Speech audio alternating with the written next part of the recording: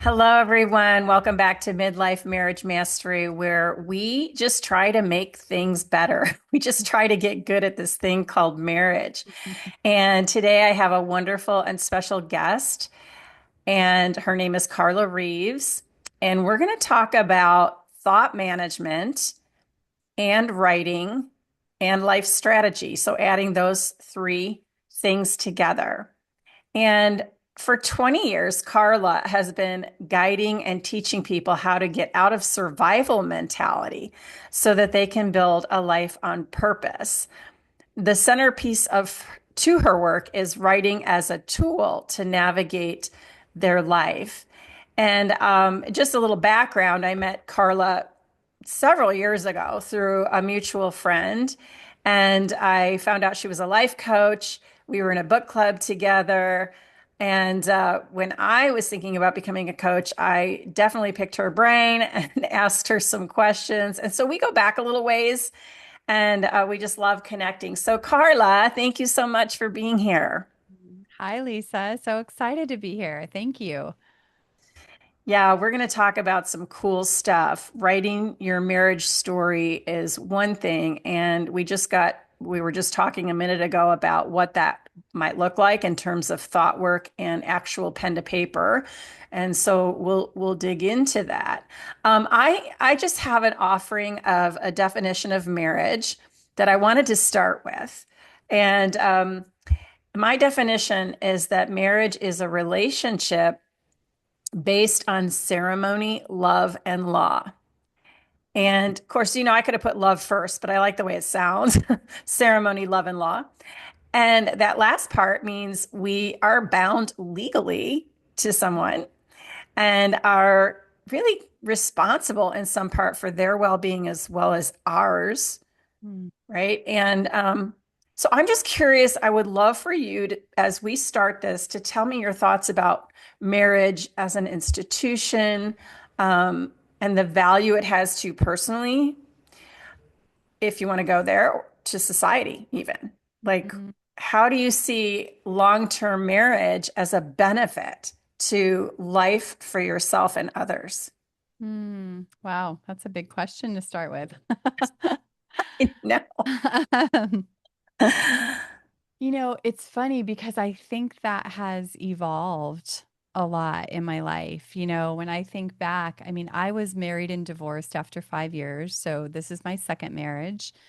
Um, And in the beginning of marriage, like I was so young, that's just what you did, right? Like you grew up and you went to school and you got a job and you got married and you had a family. And I think society today is like bumping up against a lot of those traditions, right? That I grew up with. But initially, that's what it was. And even when I got married to my husband now, um, I don't think I understood the significance of really what marriage is. And I mean, for me personally, and even when we got married, like God was present and we invited God into that union. But where we were in our faith at that time, like that was, not a huge significance at that time. And so my view of that today is that it is a sacred covenant that you make before God, and that has changed the way I see marriage, the way I show up in marriage, the way I navigate everyday marriage, in a huge way. And I think a lot of our culture and our society is so focused on the physical, the legal binding contract of marriage. And I think it's so much bigger and so much deeper than we're taught or shown. Wow, that is a beautiful way of putting it. It is a sacred union, and I look at it the same way. Um, and it's a promise, like you make this promise before God and all these people, and what happens? We don't get a manual. We don't get we don't get the book that says here's how it's done really well. And then Nope. I can't remember if it was you and I that talked about the work. Like, oh, it's so much work to be married, but like, what's the work? Nobody tells you what that is. So I love that you said that because I think that there has to be a spirituality in your marriage. There has to be something greater than yourself. And you have to look for guidance somewhere because society is going to tell you one thing, and the guidance is probably going to tell you another thing. Mhm. So thank you for sharing that. I love that. Yeah. Well, and So, I remember hearing once or reading once, it said, like, marriage isn't designed to make you happy. It's designed to make you holy. And I thought, oh my gosh, is that so true? Like, we go into it thinking it's going to make our life better, it's going to make us happier, when actually some of that may be true, but it's also going to refine us and teach us and shape us and mold us. And that all is extremely uncomfortable. yes. What do we call it? Like sharpening the saw, or it's like your person is a mirror to your soul and will correct you and challenge you.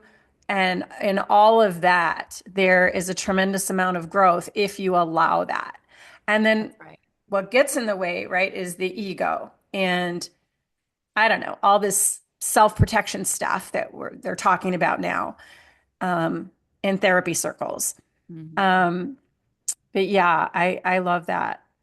So you kind of specialize in thought work and writing and that kind of thing. So where did the writing start for you? Hmm. Well, I'll kind of relate it to marriage. Like the writing for me started, I mean, when I was a young girl, I would journal, and my deepest feelings and thoughts. And my mom found that one day, and I think that kind of squashed my writing for a little while. Oh yeah. Um, but I was married and divorced, like I said, and I never imagined myself divorced. And that was a huge pivot point in my life and a time that I started writing again to try to figure out. I thought I knew what I was doing. I clearly didn't. And I was trying to figure out, I know there's more to life. I know there's a better way. And I, really felt God call me to write and figure that out in my journal. And fast forward, I met my husband, and this kind of ties to the thought work. I met my husband today, um, 25 years ago, 26 years ago. And we started dating and we got engaged. And I was freaking out because I'd been divorced and I was afraid. I was afraid I couldn't create a successful marriage. I had all kinds of fear and doubt and, uncertainty about that. And we would go out when we were engaged and we would meet with other couples and people, and maybe somebody listening has experienced this, but people would be like, oh my gosh, look how cute they are, they're so in love, and then they would say, oh, just wait till you've been married a little while. And like, I started hearing that more and more and more. And I remember laying in bed one night thinking about it because their comments tapped right into my fear, like, oh my gosh, like what is gonna happen? Is this too good to be true? And I remember like laying in my bed one night just thinking about this, like, are they right? Am I making a mistake? And then the next thought was like, because what it felt like in my head was that we were going to get married, and at some future date, a monster was going to come in and just steal all of our love and bliss away. Hmm. And in my head, all of a sudden, I had the thought of, what if it's up to us? What if it's up to us to keep the magic and the newness and the bliss and the love alive? And after I heard that thought in my head, I got excited. I got inspired because I thought maybe we have more say in how this goes than it feels like, right? Yeah. So that thought literally launched us on a whole different path of like, how can we make sure that we keep these things that we love alive in our marriage forever?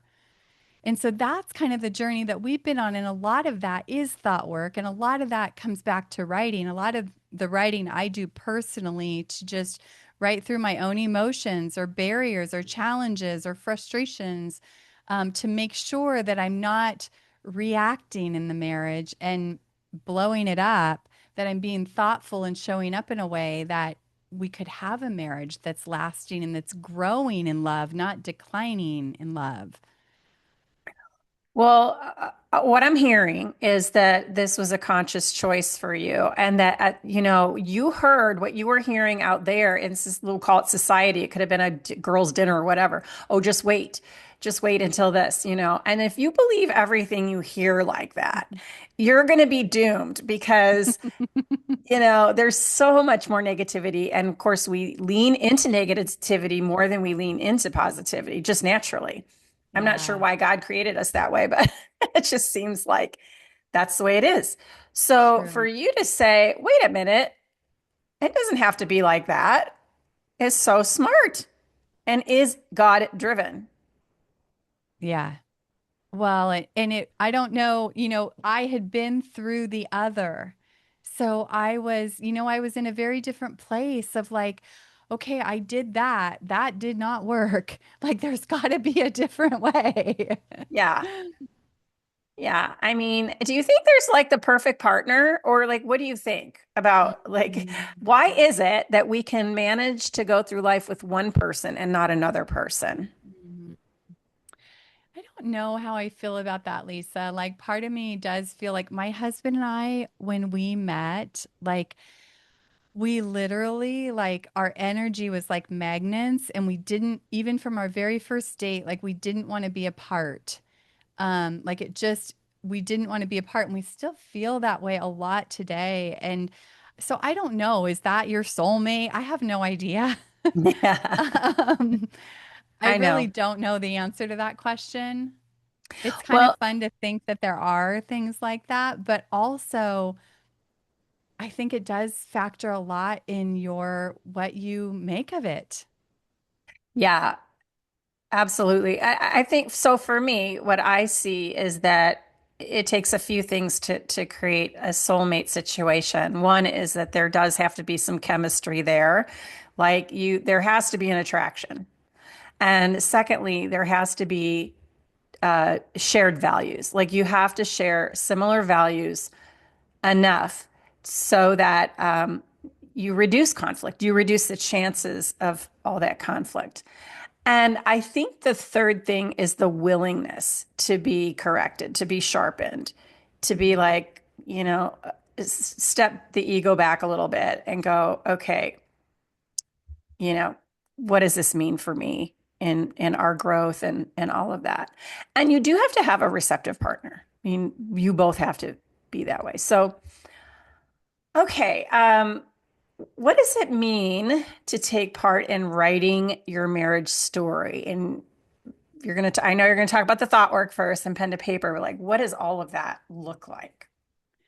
Yeah, so writing your marriage story, I mean, it does tie to like actually using writing to as a tool to kind of process emotion, to examine your thoughts, right? To write your dreams and desires and all of that. So physical writing is actually part of that, but also it's like really like an invitation to take part in creating your story, right? Instead of just letting your marriage happen to you or letting life happen to you, like God has given us amazing creative abilities that we can grab a hold of to take part in the creation of that. And so for us, that looked like having a vision like really early on. I don't know that we sat down and made a vision together, but we both wanted to create a marriage that was extraordinary. We didn't want to have a mediocre marriage. We wanted to create something amazing. And so we had that in front of us. Like we've had that in front of us our whole marriage. And I think partly because we both came from a training of, like really taking ownership over your life and shaping your life and having influence. And so we both shared that and had that when we got married, which was a real blessing because we both had some tools to actually do that. But it looked like having a vision and then aligning the way that we're thinking, the way that we're showing up, the way that we're treating each other, the way that like our choices to that vision over and over and over and over and over and over and over again, right? Um, Yes. and a lot of conversation, a lot of talking through the resistance, talking through the problems, talking through things. But ultimately, it's that vision that I think for both of us gave us our posture and like how to align in the face of like being angry or upset or having disagreements. Like knowing what we wanted to create kind of guided how we were going to show up in the moment, right? Like, I think you and I, when you were on my podcast, which they should go listen to your episode too, um, but we talked about, like I think you shared about, just erupting or reacting to your husband or saying things that you would later regret that just weren't okay. It's Yeah. that. It's like it's taking ownership for your own behavior. Am I showing, so often we want to look over there and just be like, look at what they're doing wrong. But it's really more about looking, we both had an agreement, like we're gonna work on ourselves so that we can show up and create something beautiful together. And it has not been easy and it has been a long journey, you know. But today, like, I never knew that you could literally fall in love over and over and over again if you keep the foundation of your marriage clean. And that's what's happened. We're more in love today than we were when we met. And it just continues to change and evolve. And I think that's what's possible in marriage, but we're never taught that. Like I thought I was so young and naive, but I thought you just got married and it kind of just took care of itself. Uh, Well, there was so much divorce in my family. Everyone had been divorced. And not even before we got married, but there was some of it before we got married, but then even after we got married, there was even more divorce for my siblings and that kind of thing. So I saw what that did, and it was disturbing to me and to my husband. And we dated for 8 years, so we really knew each other when we got married. And even then, it was hard, you know? And I don't even think my husband participates probably nearly to the extent that your husband has. Like, I think your husband is way more open. Like, he's been on your podcast and he's like interested in your work and all that. My husband, not so much. He's very quiet, he's introverted, he doesn't like talking about conflict. And he almost never sees that he's done something wrong. Very hard for him to apologize. But the thing I know about him is that he loves me very much. And there are other ways that he shows that. And so I feel like I have primarily been the leader in our relationship, the confident, emotional leader in the relationship. A lot of people think men don't have feelings. They're just, they bottle them all up and they never show them. And that's just a terrible thing. And I'm like, oh, no, no, no, they do. They have feelings. They have feelings, and the only way you're going to know that is if they trust you enough and feel safe enough to show them. wow, that is so powerful, Lisa. I think that's so true. I think for so many years of our marriage, I did not allow space for my husband to do that. And I didn't know that I wasn't allowing space for it, but I remember when he told me that. And that was like a punch in the gut for me. Like I felt so sad, but he could never share his vulnerabilities or his fears or his feelings because I would make it about me because it would scare me or make me feel fearful for our family or whatever it was. There wasn't space for him to just say the thing because I'd be freaking out about what it meant for me and everybody else. And that was a really big regret for me in my marriage. And I'm so happy to like, I don't know why. I mean, I guess we're not taught, right? But it's not very, I can see now it's not hard to just hold space for whatever he's feeling. But it seemed impossible back then as a young mom. Yeah. I mean, and some people really just are unkind. You know what I mean? Like, I don't see you as ever having been unkind, but we do have blind spots. And I think, what does love look like actually? you Mm. mentioned regret, and I think, a lot of times we have like regret. I'm going to put it in quotes, but because of the thought work, we don't have to live there, right? We can be like, oh, well, I learned that lesson and now I know, and now I'm empowered to be different or think differently. And so now I can create that space and I know how to do that. And how cool is that that I can just do that Yes. with my brain? And wonder if you could like give us an example of what might trigger someone in a relationship.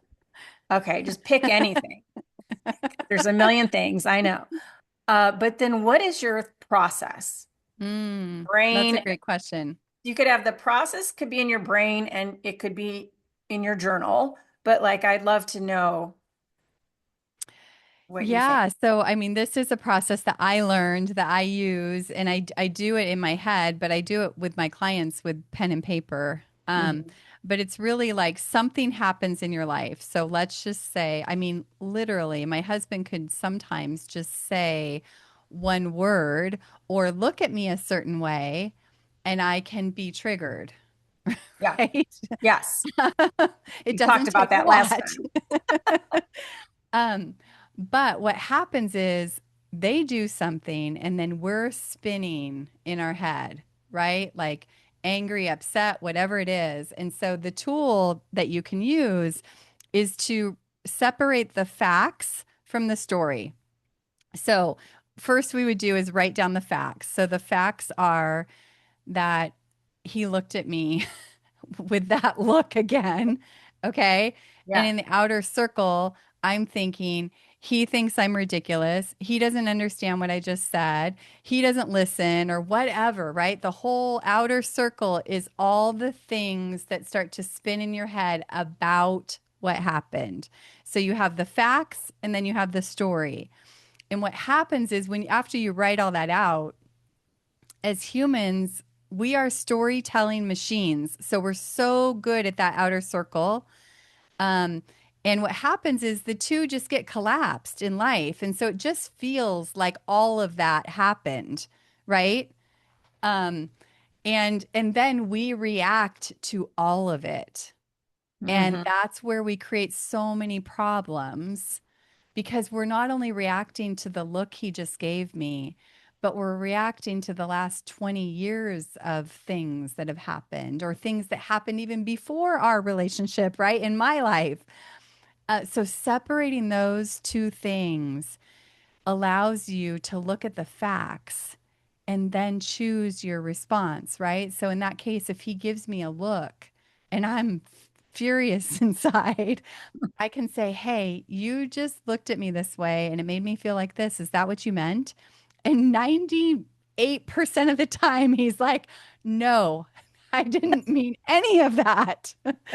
And so you can save yourself so much anguish internally. You can save your relationship with just a simple question. You know, like you just said this, it made me feel like this. Is that what you meant? Yeah. I call that getting clarity. I love Um, that. yeah, you got to get clarity. And I've experienced the same thing with the same looks, different looks, but same thing. Yeah. All right, let's just say you don't stop. Let's just say you don't stop and do that. What happens? You spin out in thoughts, right? You spin Yeah. out. So for me, if it was just I mean, a look, or if he said something, or if I was really upset, for me, I might react and say something snarky, or I might close up and walk away, Yeah. right? Yeah. And I think that's what a pattern we had to overcome in our marriage was closing. We called it closing our vault, but like where one of us or both of us would close up Yeah. and then we're more distant. And Yeah. so, there's either separation or there's connection. And those moments are moments where you have a choice to either create more separation or to build connection. Yes. Okay. And then I see a space in between there where uh something happens, and instead of reacting, um, you walk away and you're like, God, what an asshole. He's such an ass, right? You start calling him names, Building a story. you build the story, and then the option is to go with that story, right? And to close off, like you said. And then another option is to take your thoughts to inquiry, right? Inquiry, like Byron Katie teaches us. So is that true? Is he really an asshole? No, like, not really. Maybe I am. Yeah. That kind of thing. So there's all different ways we can go with that. But I like the way that you're doing it, which is um, getting clarity right off the bat and examining the thinking that's going on with your trigger in your reaction. So true. A little bit of communication sometimes can like change everything. I so often I talk to clients who or friends who they go to their husband and they want to like share something about their day and our husbands naturally want to solve things. Yes. And so they immediately go into trying to solve the problem or whatever. And the woman never really wanted a problem solved. She just wants to share her day. Yeah. And Yeah. so even just setting your husband up for that, like just saying like, "Hey, I want to share my day. There's nothing to solve. I just want you to hear me. I just want to share." That can relieve everybody in such an amazing way. Oh, yeah. Especially your husband, because then he doesn't have to feel like he has to solve a problem. Yes. That takes brain energy and all of that. Um, how can your marriage fuel your life? Hmm. I think that's just the journey that we have been on, like of trying to figure out, like, if this is the space where we spend most of our time, how can we make this so amazing? Because when I was married the first time, like it got, pretty bad to a point where I would come home and I would literally feel like I walked through the door and like just felt like I shut down all the lights inside of myself and I just went in that home and I just existed and then I'd go to work and work was more fun and I liked being there more than I liked being home. Mm, And that's telling, isn't it? Yeah. yeah, Yeah, that's yeah. sad. Yeah. Yeah. And so we wanted to make something that we want to be in, that we're a space where we want to be, where we can help each other through life. And obviously it's been a long journey of getting to know each other, and I think after kids we spent a period of time, like I think it was right after COVID or maybe even during COVID, like hiking together for like 2+ hours, and we started having conversation about things that we've never talked about, for like stories from our childhood or just we just got into territory we never would have because we had like 2+ hours to just talk, and it like really rekindled our friendship. Um, and I think that like having God in your marriage and being like seeing it as like we're a team. My husband used to always say it's like us against the world. um, like we're Yes. a team and we're not fighting each other, but we can go to God when we have troubles, right? And learning to take care of each other. I think you said that earlier, like learning to uplift each other and take care of each other and help each other thrive so that we can thrive together. Um, our intimacy, like I think there's so many things, and this would probably have to be another conversation, Lisa, but we've been on quite a journey, like understanding intimacy in the sense of like, how do we get in God's design for intimacy and how that beautiful design that God made, like literally can energize our individual bodies and our life and uniting our spirits and like it be more of a spiritual connection. And that has brought a lot of fuel to life. So I like to say it because I think so often you hear of marriage as just like this energy draining, life draining thing. And I just Yes. want to like paint the possibility that actually it doesn't have to be, and it can be life giving. Yes. Yes. Absolutely. Yeah, you're right. I think intimacy is a big part of that. Yeah. And unfortunately, too many people let that go. Yeah.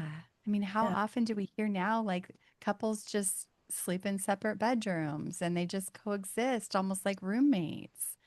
Yeah. And that's the only differentiator in a marriage, really, from any other relationship. I love that you said that because you said it recently. Maybe it was our last conversation on your podcast. You said that was a differentiator, and that resonated with me. I was like, Mhm. she's so right about that. Like, I should know this, and it just hit me in a certain way Different that way. this is the difference between us, um, between being married and not being married, or being friends, being platonic, right? And also separates us from the animals because we get to create pleasure in such a different way. It's not all about procreation, right? So, Yeah. yeah, Yeah. yeah, very cool. Well, Carla, you've got some stuff going on that you want to share because this is necessary for people. This is good stuff. So what's going on? What can you share with us that you're doing for other people? You mean inside of my business? Yes, inside of your Mhm. business and how you're serving people through this thought work and writing and journaling and all of that. Yeah. So today, gosh, so I have a podcast called Differently, and Lisa was just on that. So you should go listen to her episode. And so I definitely through the podcast. And then I have a free class that I host just about every month where you can come have an experience of writing your life forward and like how to use writing to actually like go inward, process what's happening in your life, and use writing to figure out how you want to show up and move forward in your life. So that's a really cool experience. That's a great way to check the work out. I just started something called the Conversation Club that is a great next step. It's based around writing and conversation. Like I have this belief that we need to be in more conversations that fuel our life. A lot of times people don't have, even in their circles, they don't have people they can talk about this kind of stuff with. And so this is another space where you can come with a small circle of people, kind of like a mastermind slash writing creative gathering to with a theme to work through your life like real time. So whether it's business or relationships or life. So that's cool and fun and new. Very Um, cool. and then I take people through private coaching, through a private writing experience where we do a lot of examination of your thoughts and help you see where you're in survival mentality and where how you can get out of that to really start to create a life on purpose because the thoughts just if we don't clean them up and shift them and change them, we end up kind of recreating the same unfulfilling things over and over again. So that's really a deep dive to sort of clean the foundation of that so that you can really build your life on a solid foundation. I love that. So you've got a lot of offerings or a few really solid offerings. I love the Conversation Club, especially because I think people are starving for that. And by the way, I did attend one of Carla's writing uh, workshops, and it was phenomenal. Really, the questions are really good. And oh, by the way, I forgot to mention that Carla was my coach for a while. Gosh darn it. And she's really good. Oh, Um, thank you. yeah, really good. So, Carla, they can find you at carlareeves.com. And Yes. And I did just self-publish a guided journal, a journal with a guide that has a guide that follows kind of the methodology that I apply in every area of my life, which is examine your thoughts, expand your perspective, and align your actions to, your vision. So I do have a journal too. yay, That's and new. I forgot. it's beautiful. Yes, very good. Well, Carla, thank you so much for joining me today. It was such a pleasure. And I kind of wish we could do this every week, but That might be fun, Lisa. I'm sure we have other podcast ideas and guests, but this has been such a pleasure. So thank you for being my guest and sharing your wisdom and continued success in your beautiful marriage.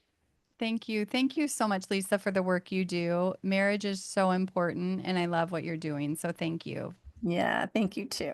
Thanks for Great. having me. Yeah, thanks everyone. So look up Carla. Her info will be in the show notes. And thank you for joining me today on Midlife Marriage Mastery. Have a beautiful day.